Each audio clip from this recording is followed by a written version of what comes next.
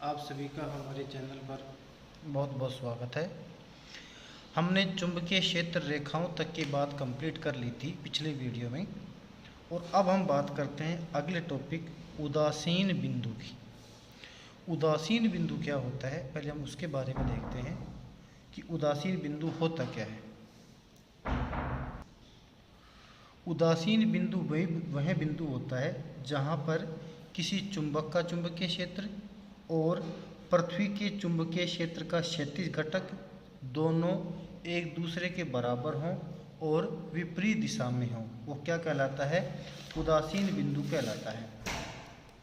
जैसे हम देखें कि मान लीजिए कोई चुंबक है, सपोज दैट कोई चुंबक है, उस चुंबक का जो चुंबकीय क्षेत्र होगा, जैसे मैं यहाँ बनाना चाहूँ उदासीन बिंदु को, देखिएगा। जैसे मान लीजिए ये कोई चुंबक है,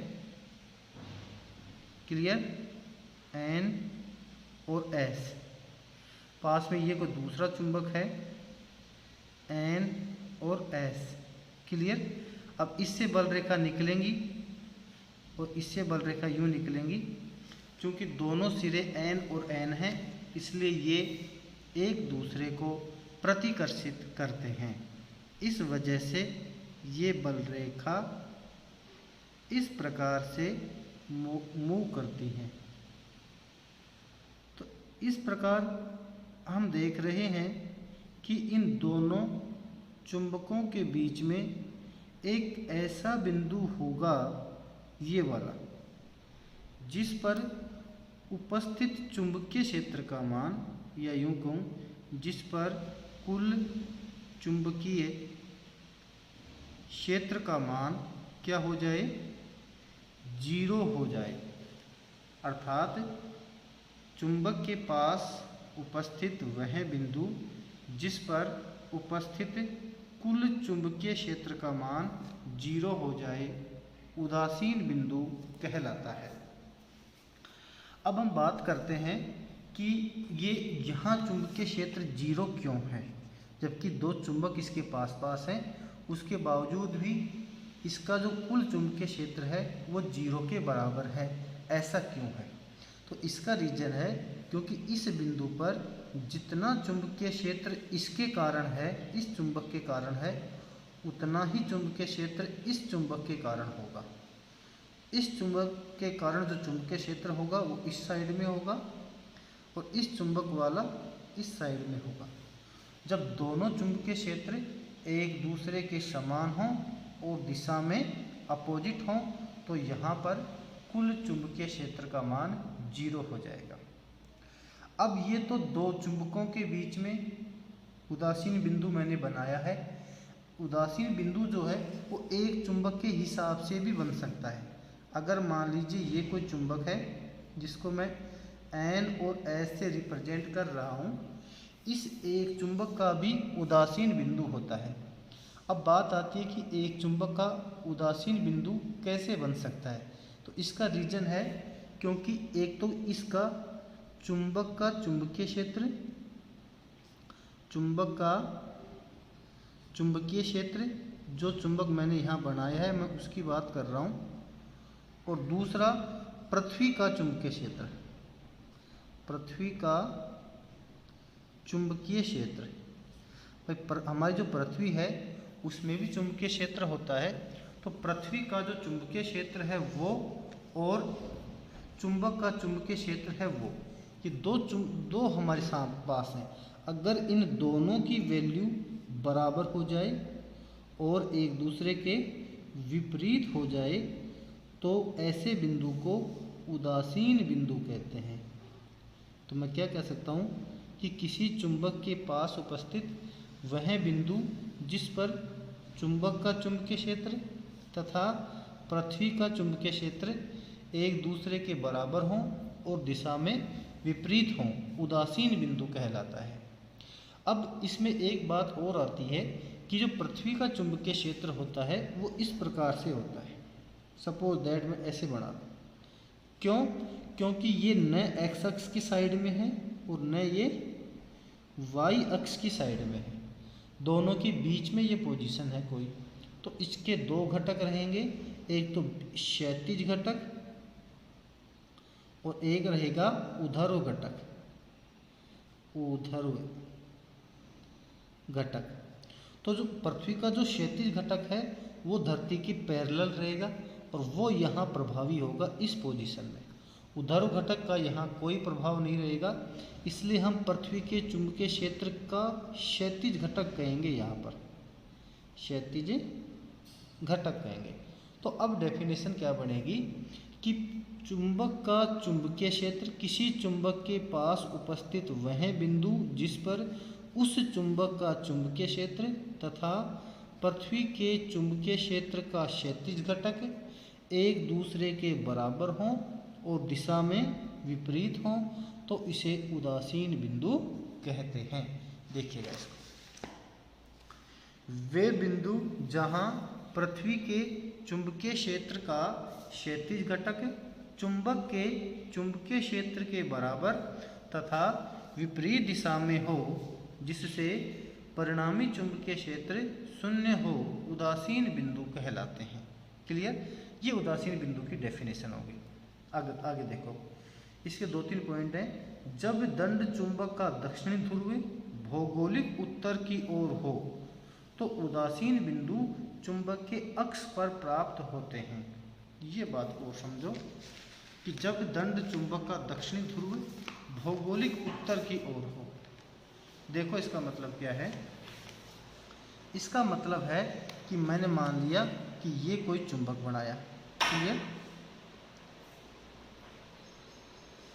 ये कोई चुंबक बनाया, ये कोई चुंबक है, साथ में मैं ये कह देता हूँ, ये नॉर्थ है, ये साउथ है और ये ईस्ट है और ये वेस्ट है।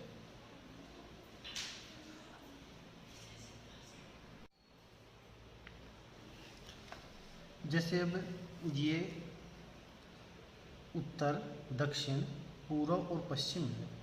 अब अगर मान लीजिए कोई हम इस प्रकार से कोई मैंने चुंबक रख दिया N और S, इसको हटाता हूँ मैं फिलहाल।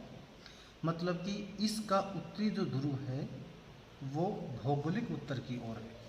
इस बात को समझना आप कि इस पोजीशन में इसका जो उत्तरी ध्रुव है, किसका, चुंबक का उत्तरी ध्रुव है वो भौगोलिक उत्तर, इसको क्या बोल रहा हूँ मैं, इसको बोल रहा हूँ भौगोलिक उत्तर, और ये है भौगोलिक दक्षिण, और ये है दंड चुंबक का उत्तरी ध्रुव और ये है दंड चुंबक का दक्षिणी ध्रुव। क्लियर? अगर ऐसी पोजीशन हो जब चुंबक का उत्तरी ध्रुव भौगोलिक उत्तर की ओर हो तो उदासीन बिंदु चुंबक के निरक्ष पर प्राप्त होता है। ऐसी पोजीशन में जो उदासीन बिंदु होते हैं वो चुंबक का जो निरक्ष है, इसको क्या बोलते हैं हम, निरक्ष, चुंबक के निरक्ष पर प्राप्त होते हैं और संख्या में 2 होते हैं। कितने होते हैं संख्या में? ये 2 होते हैं, 2 उदासीन बिंदु होते हैं।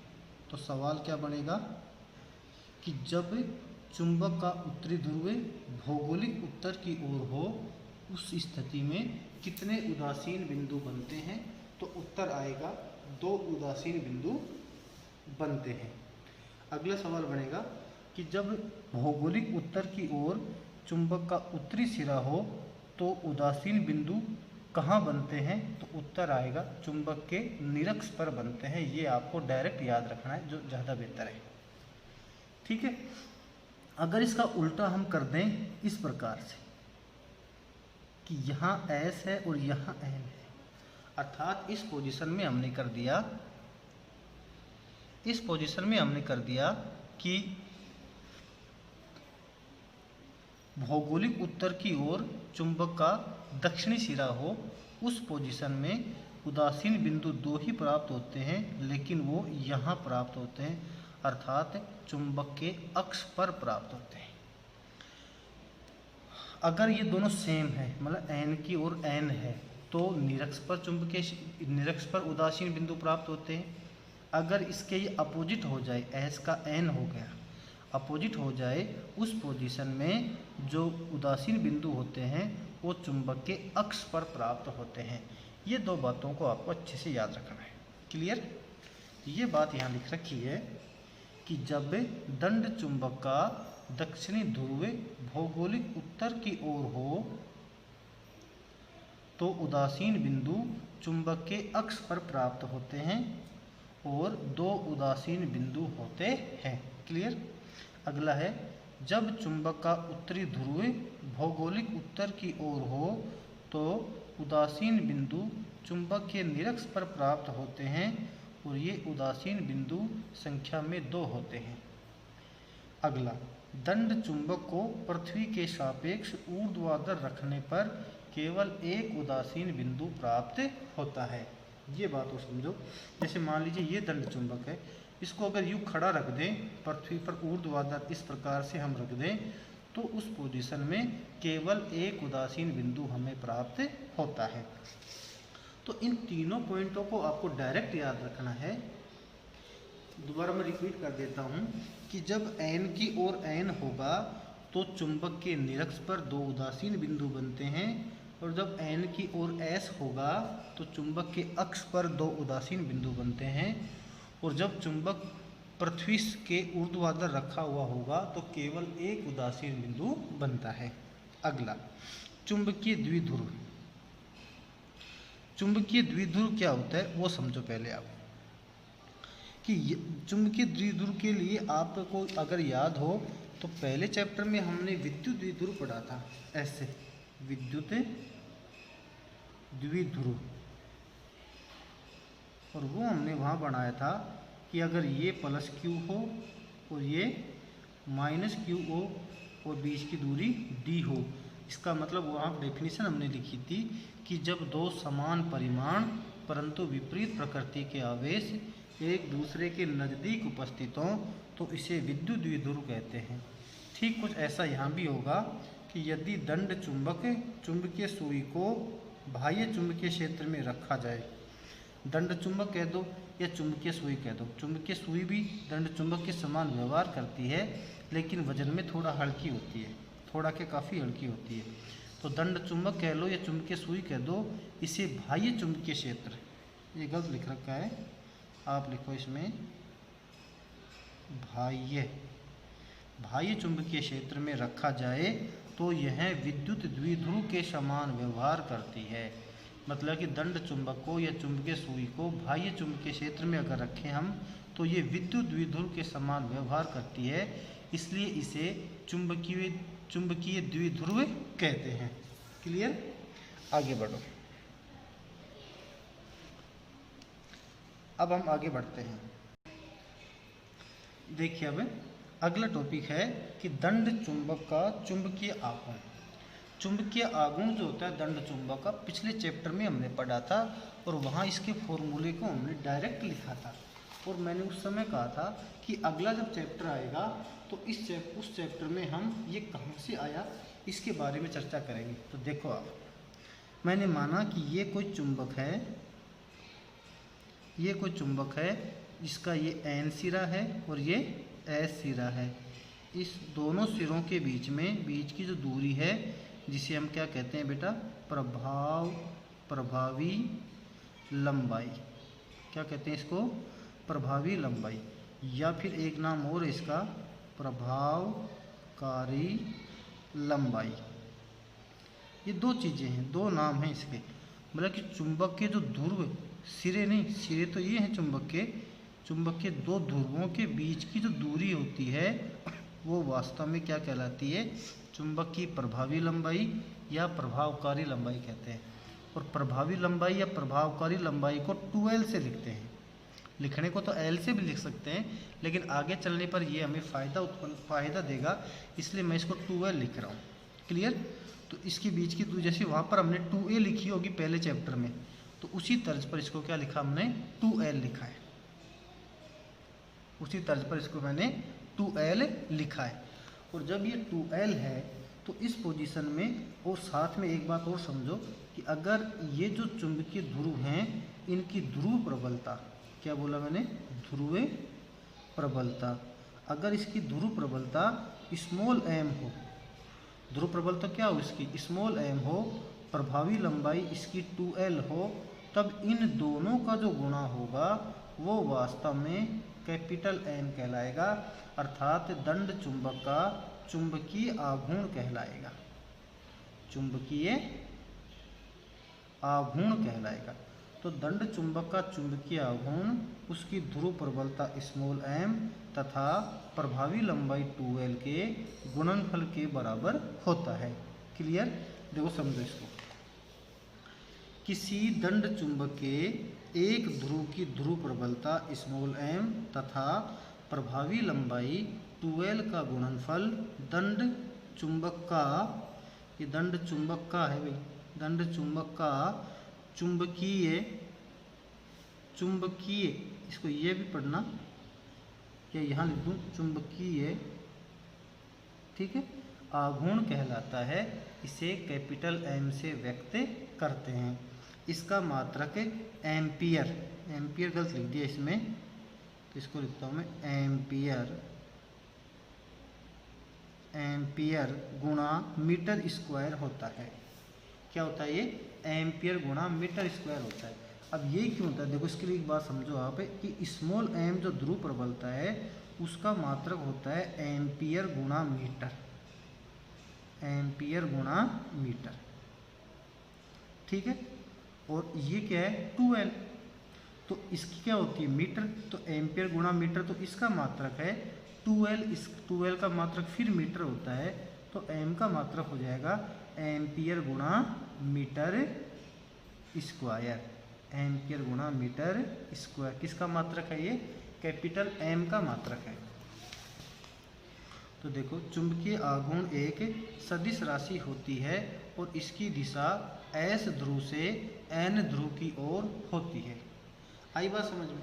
मतलब कि चुंबकीय आघूर्ण जो होता है ना वो S ध्रुव से N ध्रुव की ओर होता है। इसका रीजन भी समझ लो। देखो ये फॉर्मूला था M बराबर M गुणा 2l, ठीक है।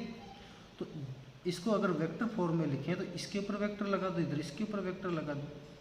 यहाँ क्रॉस प्रोडक्ट नहीं है क्योंकि m तो एक अदिश राशि है, छोटा m तो ये 2l वेक्टर, 2l वेक्टर क्या थी? प्रभावी लंबाई थी। तो जो दिशा इस 2l की होगी वही दिशा इस m की होगी, और 2l या प्रभावी लंबाई की दिशा आपको मैंने वहाँ s से n की ओर बताई थी। तो m की दिशा भी रहेगी s से n की ओर, अर्थात उल्टा। समझना मेरी बात, उल्टा है। वहाँ पर जो हमने लिखा था ना विद्युत द्विध्रुव आघूर्ण P बराबर Q गुणा 2A, याद है? और वहाँ भी हमने जो P की जो दिशा बताई थी वो -Q से +Q बताई थी। विद्युत द्विध्रुव आघूर्ण की जो दिशा बताई थी वो -Q से +Q बताई थी। ठीक उसी तर्ज पर M की जो दिशा है वो S से किधर होगी? N की ओर होगी। यहाँ तक समझ में आ गई। अब आगे देखो नोट नंबर 1। नोट नंबर 1 को समझो आप। दंड चुंबक को उसकी लंबाई के लंबवत काटने पर ये क्या हो जाएगा? समझो इसको भी। जैसे मान लीजिए कि आपको बताया मैंने कि ये कोई दंड चुंबक है ना, ये N ध्रुव है और ये S ध्रुव है और प्रभावी लंबाई क्या है? 2l है। तो इसका द्विध्रुव आघूर्ण रहेगा m गुणा 2l। सिंपल। अब इसको अगर मैं ऐसे काट दूँ, काट दिया, ऐसे काट देने पर अब इसकी प्रभावी लंबाई आधी हो गई पहले से, अर्थात 2l से क्या बन गई? l बन गई। तो अब इसकी प्रभावी लंबाई जब आधी हो गई तो इसका m भी क्या हो जाएगा? आधा हो जाएगा। क्लियर? ये बात इसमें लिखिए। देखो दंड चुंबक को उसकी लंबाई के लंबवत काटने पर, काट लो बेटा, तो m डैश बराबर m गुणा 2l/2 आधा कर दिया, और m गुणा 2l ये कैपिटल M के बराबर है, यह लिख दिया कैपिटल M बराबर m गुणा 2l। क्लियर? आगे बढ़ो। दंड चुंबक को उसके अक्ष के अनुदिश काटने पर, अक्ष के अनुदिश दो भागों में बांटने पर। अब ये अक्ष के अनुदिश बांटेंगे तो क्या फर्क पड़ेगा वो भी समझ लो। मैंने आपको पहले ही बताया था कि अगर दंड चुंबक को हम ऐसे काट दें ध्रुवों के हिसाब से ना, इसके अक्ष से दो टुकड़े, इसको दो टुकड़े कर दें यहाँ से काट कर, तो अब ये ऐसे बन जाएंगे दो। तो अब इसकी जो मोटाई है वो पहले की मोटाई का क्या हो जाएगी? आधा हो जाएगी। और आपको मैंने कहा था इस पोजीशन में जब मोटाई आधी हो जाती है तो ध्रुव प्रबलता m का मान भी आधा हो जाता है। तो अगर इसकी ध्रुव प्रबलता m थी तो इसकी क्या हो जाएगी, m/2 हो जाएगी। तो m डैश बराबर हो गया m/2, ये छोटा m है बेटा, छोटा m/2 गुणा 2l, और फिर वही कि कैपिटल M बराबर स्मॉल m गुणा 2l होगा। तो ये हमने इसका लिख दिया। क्लियर। अब इसका जो तीसरा पॉइंट है वो देखिए कि दंड चुंबक को अर्धवर्त के रूप में मोड़ने पर, देखो हमारा जो दंड चुंबक है अगर इसको हम मोड़ दें अर्धवर्त के रूप में, कैसे मोड़ दें समझो इसको पहले। तो जैसे मान लीजिए कि ये कोई दंड चुंबक है, ये कोई दंड चुंबक है ऐसा, और इसकी प्रभावी लंबाई क्या है बेटा, 2l है, ये n है और ये s है। अगर हम इसके दोनों सिरों को पकड़कर यूं मोड़ दें इसकी तरह, ऐसा बोलो, मोड़ सकते हैं ना। अगर ऐसे मोड़ दें हम, तो अब मैंने माना ये n है और ये मैंने माना s है, तो यहाँ से यहाँ तक की लंबाई 2l थी ना, तो अब भी इसकी प्रभावी लंबाई तो 2l की 2l ही रहेगी, यहाँ से लेकर नहीं, अब ये प्रभावी लंबाई 2l नहीं कहलाएगी। अब इसकी प्रभावी जो लंबाई होगी वो वास्तव में इन दोनों के बीच की दूरी होगी, ये इसकी प्रभावी लंबाई, पर इसका जो चाप है ये वो 2l लंबाई का होगा। पूरी बात समझ लो मेरी कि ये कोई दंड चुंबक है, इसकी लंबाई या इसकी प्रभावी लंबाई 2l है। अब मैंने इसके दोनों सिरों को मोड़ा तो ये अर्धवर्त का रूप धारण कर रहा है। इस पोजीशन में इसकी ये जो लेंथ है जो इसकी चाप के रूप में है वो तो 2l ही रहेगी, पर अब इसकी जो प्रभावी लंबाई है वो वास्तव में n से s के बीच वाली रहेगी। ठीक है, ये इसकी प्रभावी लंबाई, देखो कैसे बनेगा। अब ये n और s हो गया, और ये जो वास्तव में क्या बना, ये वास्तव में ये अर्धवर्त का रूप धारण कर रहा है और ये इसका व्यास कहला रहा है, व्यास कहलाता है। तो त्रिज्या को छोटे r से लिखते हैं हम, तो इसके व्यास को हमने किससे लिख दिया बेटा, 2r से लिख दिया है। तो अब इसका जो चुंबकीय आघूर्ण होगा वो किसके बराबर होगा, m डैश बराबर m गुणा 2r। क्यों, m तो इसकी ध्रुव प्रबलता थी, अब इसकी प्रभावी लंबाई क्या है, 2r है, तो m गुणा क्या हो गया, 2r हो गया। क्लियर। अब ये m गुणा 2r हो गया है, तो आगे समझो इसको। अब यहाँ पर देखो, यहाँ से यहाँ तक है ना, यहाँ से यहाँ तक क्या है, परिधि है इसकी आधी, और आधी परिधि है तो उसको किससे लिखेंगे हम, पाई आर से। किससे लिखेंगे बोलो, आधी परिधि को किससे लिखेंगे हम, पाई आर से। तो ये पाई आर तो क्या इसकी अर्ध परिधि है। क्लियर। तो ये जो इसकी परिधि है आधी पाई आर, ये वास्तव में किसके बराबर रहेगी, ये तो इसकी पहले की प्रभावी लंबाई है और ये इसकी अब की प्रभावी लंबाई है। तो अब की इसकी प्रभावी लंबाई क्या है, 2r, और ये पहले वाली क्या थी, पाई आर। तो पाई आर बराबर क्या हो गया, 2r। पाई आर कौन सी दूरी है, यहाँ से यहाँ तक की दूरी है, और 2r यहाँ से यहाँ तक की दूरी है। तो दोनों को यहाँ पर हमने बराबर रख दिया, तो r बराबर क्या रहेगा, pi R upon 2, pi R upon 2। देखिए ये इसमें मिस्टेक थी कि ये जो पाई आर जो है ना, इसकी परिधि आधी परिधि, ये वास्तव में किसके बराबर थी, इसकी पहले वाली प्रभावी लंबाई की। जैसे देखो इसमें पहले वाली प्रभावी लंबाई तो क्या थी बेटा, 2l थी ना, और अब ये घूमकर ऐसी हो गई। तो अब ये अगर त्रिज्या के रूप में देखें तो क्या हो गया, ये भाई कंप्लीट तो 2 पाई आर होता है ना, अब ये आधी है तो क्या बन गया, पाई आर। तो ये पाई आर वास्तव में किसके बराबर है, 2l के बराबर है। इस वजह से हमने लिख दिया पाई आर बराबर 2l। तो r बराबर हो गया 2l अपॉन पाई। ये r की वैल्यू यहाँ रख दीजिए आप। तो m dash is equal to, अब मैंने क्या किया, m की जगह तो m लिखा, ये जो 2 था इसको मैंने बाहर लिख दिया। अब ये जो r बच गया इसकी जगह 2l अपॉन पाई लिख दिया। क्लियर। आगे बढ़ो। अब मैंने क्या किया कि यहाँ से पाई को बाहर निकाल लिया, तो 2 अपॉन पाई बन गया, m का m और 2l का 2l। अब आपको बार बार ये लिखवाया था मैंने कि कैपिटल M जो है वो वास्तव में m गुणा 2l के बराबर होता है। तो ये किसके बराबर होगा, कैपिटल एम के। तो ये हो गया M dash is equal to 2m upon pi, भाई 2 का 2 पाई का पाई, और इसको क्या लिख दिया मैंने m। ये आपको अच्छे से याद होना चाहिए। आगे बढ़ते हैं अब आगे समझना इसको। नंबर 4, यदि दो दंड चुंबक एक दूसरे से थीटा कोण पर उपस्थित हों तो उनका परिणामी चुंबकीय आघूर्ण क्या होगा। देखो ये कोई दंड चुंबक है, ये इसका एस सिरा है, ये इसका एन सिरा है, दिख रहा है आपको। ये कोई दूसरा दंड चुंबक है, ये इसका एस सिरा है, ये इसका एन सिरा है। तो इस दंड चुंबक का चुंबकीय आघूर्ण लिख दिया मैंने स्मॉल m1 वेक्टर, और इसका लिख दिया स्मॉल m2 वेक्टर। और दोनों दंड चुंबक जो हैं वो एक दूसरे से थीटा कोण पर उपस्थित हैं। तो इनका जो चुंबकीय आघूर्ण होगा वो होगा m बराबर m1 square plus m2 square 2m1 m2 cos of theta.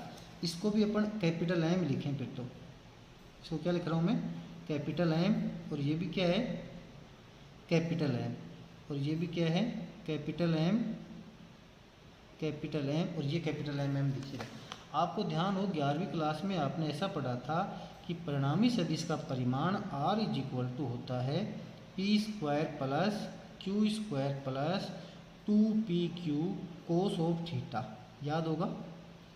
अब यहाँ p की जगह तो क्या लिख दिया हमने m1 है ना, और q की जगह क्या लिख दिया हमने m2, और r की जगह क्या लिख दिया हमने m। तो ये सूत्र तैयार हो जाएगा। फिर देखो m बराबर p की जगह लिखा मैंने m1 तो m1 स्क्वायर, q की जगह रखा मैंने m2 तो m2 स्क्वायर, 2pq की जगह 2m1 m2 कोस थीटा का कोस थीटा, और अंडर रूट का अंडर रूट, और r की जगह क्या लिख दिया हमने m रख दिया।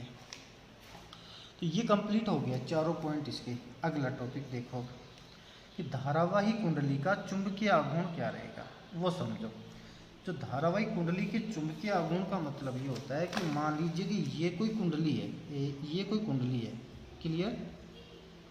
अब इस कुंडली में करंट I बह रहा है इस प्रकार से, और I करंट जब इसमें बह रहा है तो इसका भी एक चुंबकीय आघूर्ण उत्पन्न होगा। उस चुंबकीय आघूर्ण को हम यहाँ लिखना चाहते हैं, तो इसका जो चुंबकीय आघूर्ण होगा उसको हम वो कैपिटल M से लिखेंगे, और ये वास्तव में N I और A के बराबर है, जहाँ N क्या है बोलो, फेरों की संख्या है। मतलब कि इस कुंडली में कितने फेरे हैं, 1 है, 2 हैं, 10 हैं, 20 है, ये तो यहाँ N है। I कुंडली में बहने वाली विद्युत धारा है, और A इस कुंडली का क्षेत्रफल है। क्षेत्रफल कैसे निकालोगे, अगर इसकी त्रिज्या r है तो इसका क्षेत्रफल क्या रहेगा बेटा, पाई r स्क्वायर रहेगा, हम जानते हैं ये बात। तो ये क्या हो जाएगा NIA के हिसाब से ये इसका चुंबकीय आघूर्ण हो गया है। देखो इसको, किसी कुंडली में फेरों की संख्या कैपिटल N, प्रवाहित विद्युत धारा I तथा कुंडली के क्षेत्रफल कैपिटल A का गुणनफल धारावाही कुंडली का चुंबकीय आघूर्ण कहलाता है। और M बराबर क्या लिख दिया NIA। इसका मात्रक N का कोई मात्रक होता नहीं, I का होता है एम्पियर, और A क्या है क्षेत्रफल था ना, क्षेत्रफल का होता है मीटर स्क्वायर, तो इसका होता है एम्पियर गुणा मीटर स्क्वायर। थोड़ी देर पहले हमने दंड चुंबक का चुंबकीय आघूर्ण भी देखा था, उसका मात्रक भी यही था, क्या एम्पियर गुणा मीटर स्क्वायर था। आगे बढ़ते हैं, चुंबकीय द्विध्रुव आघूर्ण, ये समझो आप। माना एक धारावाही कुंडली है जिसमें I विद्युत धारा प्रवाहित हो रही है। इसमें फेरों की संख्या कैपिटल N तथा क्षेत्रफल कैपिटल A है। तो कैपिटल B चुंबकीय क्षेत्र में रखने पर लगने वाला बल आघूर्ण होगा। देखो बेटा, बल आघूर्ण तो बराबर होता है NIAB साइन थीटा। ये सूत्र हमने पिछले चैप्टर में पढ़ लिया था, अगर आपने याद किया हो तो, क्लियर। अब धारावाही कुंडली का चुंबकीय आघूर्ण M बराबर क्या होता है NIA, हमने अभी पढ़ा था पिछले टॉपिक में। तो समीकरण 2 का मान 1 में रख दो, तो NIA दिख रहा है ना आपको, इसकी NIA रख दो यहाँ पे, तो बराबर हो गया MB साइन थीटा, या फिर सदिश रूप में बात करें तो tau vector is equal to M vector cross B vector. तो ये हमने चुंबकीय द्विध्रुव आघूर्ण की वैल्यू को फाइंड आउट कर लिया है। अब आगे देखिए, देखो अगला टॉपिक है हमारा कि कक्षीय इलेक्ट्रॉन का चुंबकीय आघूर्ण। ये क्या चीज़ है? देखो हमें पता है कि कोई भी इलेक्ट्रॉन जो है वो अपनी नाभिक के चारों ओर वर्ताकार पथ में चक्कर लगाता है। तो जब वो वर्ताकार पथ में चक्कर लगाता है तो एक तरह से ये समझिए आप उसमें आवेश गति कर रहे हैं। तो ये आवेश गति कर रहे हैं तो विद्युत धारा बहती है। तो इस प्रकार से वो धारावाही कुंडली का रूप ग्रहण कर लेता है। कौन? कक्षीय इलेक्ट्रॉन। जब इलेक्ट्रॉन यूं चक्कर लगाता है तो वो किसका रूप ग्रहण कर लेता है? वो कक्षीय धारावाही कुंडली का रूप ग्रहण कर लेता है। समझो इसको, परमाणु में नाभिक के चारों ओर इलेक्ट्रॉन चक्कर लगाते हैं। ये हैं, मैं दोबारा लिख देता हूँ यहाँ पर, चक्कर लगाते हैं, जिससे परमाणु की प्रत्येक कक्षा एक चुंबकीय द्विध्रुव के समान व्यवहार करती है, जिसका चुंबकीय आघूर्ण हमें ज्ञात करना है। और ये हो गया m बराबर NIA समीकरण नंबर 1। क्लियर? चूंकि n का मान क्या होता है? 1। हम सबसे सिंपल जो है, हम हाइड्रोजन की नाभिक लेके चल रहे हैं तो उसमें एक ही चक्कर होता है, एक ही इलेक्ट्रॉन होता है उसमें, तो उसमें फेरों की संख्या भी एक ही रहेगी। I बराबर होता है E/T। ये कहाँ से आया? देखो I बराबर होता है बेटा Q/T। ठीक है, तो Q की जगह तो लिख दिया यहाँ पर E, क्योंकि यहाँ इलेक्ट्रॉन चक्कर लगा रहा है तो Q की जगह E आ गया। T की जगह लिख दिया हमने कैपिटल T, जहाँ कैपिटल T क्या है? एक चक्कर लगाने में लिया गया समय है, और ये भी समय है और ये भी समय है। साथ में चूंकि वो वर्ताकार पथ था, ऐसा है ना, वर्ताकार पथ में ये घूम रही है, इलेक्ट्रॉन घूम रहा है, तो इसका जो क्षेत्रफल, जिसकी त्रिज्या मैंने लिखा, वो इसका सेंटर है और r इसकी त्रिज्या है। इस वजह से इसका क्षेत्रफल हो गया a बराबर पाई आर स्क्वायर। यहाँ r क्या है? r है वर्ताकार पथ की त्रिज्या है। क्लियर? तो देखो बाकी समीकरण 2 का मान समीकरण 1 में रखने पर, ये 2 की जो वैल्यू आई थी ना, ये 1 में रख दो आप। तो 2 की वैल्यू को मैं इसको नीचे तक बढ़ाता हूँ, तब ये 2 कंप्लीट होगा। मतलब ये तीनों वैल्यू आपको 1 में रखनी है। तो ये बनेगा m बराबर 1 into E/T into pi r square. Clear?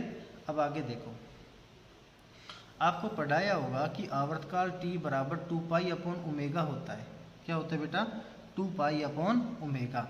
और अगर आपको याद नहीं है तो फिर आपको ये याद करना, ऐसे याद करना होगा कि ओमेगा बराबर होता है बेटा 2πn, अगर आपको ध्यान हो तो, और n बराबर होता है 1/t, तो 2π/t हो गया। t को यहाँ भेज दो तो t बराबर हो गया 2π/ω। इस प्रकार से ये फॉर्मूला यहाँ पर आ गया। अब ये t की वैल्यू इसमें रख दीजिए, तो m इज इक्वल टू हो जाएगा e का तो e, इस t की जगह 2π/ω और पाई आर स्क्वायर।